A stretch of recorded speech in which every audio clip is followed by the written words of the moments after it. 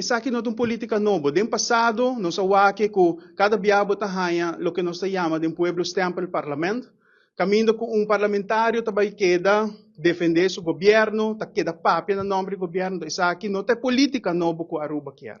Aruba quer uma política caminho que nós está uni, nós me se uni nos gente não. Então essa aqui é uma chamada, hope sincero que nós está fazendo, tour político na Aruba. Laga nos uni, para vir junto, chama a reunião. PPA hasi é para um intento, para chamar uma reunião pública para nos tratar a Rijkswet.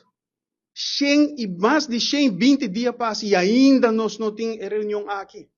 Não por isso, não. Então, âmbito, cultura, humildade, nós estamos pedindo agora aqui para a fração unir. Nós chama a reunião pública para tocante a Rijkswet. Para tocante de, por exemplo, o conceito que na barra foi de mesa. Que artículo não? Kiko, por exemplo, o Parlamento de Aruba está unindo na mesa e diz, não, nós não está aceitar certo artículo não. Para Kiko, essa aqui está para o não representante, ou nossa representante do povo.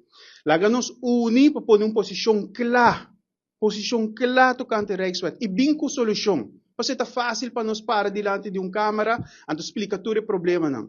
O PPA, como um partido patriótico, nós abinco uma solução também. Nós papel de uma begrotingskamer, conosco que ancra dentro da nossa Constituição. Caminho que o ministro não pode tomar decisão sem mais. Uma begrotingskamer que é um aparato independente que controla o ministro.